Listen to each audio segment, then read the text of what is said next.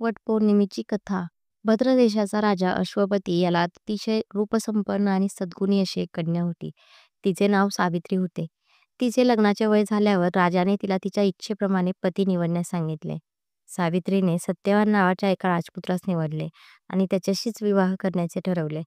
सत्यवानाचा पिता अंध आणि राजभ्रष्ट असल्यामुळे परिवारासह तो अरण्यात राहत असे. सत्यवान अत्यंत शूर व रूपवान होता, परंतु असे असले तरी अल्पायुषी होता. ही गोष्ट देवर्षी नारद यांना ठाऊक होती. त्यामुळे राजा अश्वपती आणि देवर्षी नारद यांनी सावित्रीला दुसऱ्या वराची निवड करण्याचा सल्ला दिला. परंतु सावित्रीने असे करण्यास साफ नकार दिला. तिने सांगितले की मी ज्याला मनापासून वरले आहे त्याच्याशीच मी विवाह करणार.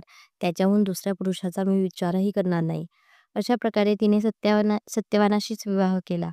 काही काळानंतर सत्यवानाचा मृत्यू जवळ येऊन ठेपला हे सावित्रीने जाणले. सत्यवान जंगलात लाकडे तोडण्यासाठी निघाला असता सावित्री त्याच्याबरोबर गेली.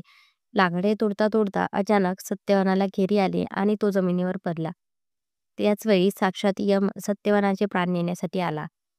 सावित्रीने यमाला ओळखले आणि लागलीच नम्रपणे नमस्कार केला. सत्यवानाचे प्राण हरून यमदेव माघारी निघाला. त्यावेळी सावित्री देखील त्याच्या मागे मागे जाऊ लागली. यमदेवाने हर प्रकारे सावित्रीची समजूत घालण्याचा प्रयत्न केला, पण तिने यमाची स्तुती करून पतिव्रतेच्या कोमल भावना आणि तिची पतिनिष्ठा व कर्तव्य यासंबंधी सुसंपत विवेचन केले. तिच्या वाक्चातुर्याने यम अतिशय प्रसन्न झाला. त्याने पती सोडून तिला 3 वर मागण्यास सांगितले. सावित्रीने मोठ्या चतुराईने सासू सासऱ्यांचे डोळे, राज्य परत मागितले आणि तिसरा वर म्हणून आपल्याला पुत्र व्हावा असा वर मागितला. यमराजाने गफलतीने तथास्तु म्हटले. तेव्हा त्याला वचनबद्ध झाल्याची आठवण झाली व सत्यवानाचे प्राण परत करावे लागले. वडाच्या झाडाखाली प्राण गेलेल्या सत्यवानाला परत आणण्यासाठी यमालाही आपला निर्णय बदलावा लागला. या दिवशीचे हे महत्त्व लक्षात घेत ज्येष्ठ महिन्यात पौर्णिमेला स्त्रिया आपल्या पतीच्या दीर्घायुष्यासाठी वडाच्या झाडाची पूजा करून उपवास करतात व वट सावित्री हे व्रत करतात. धन्यवाद.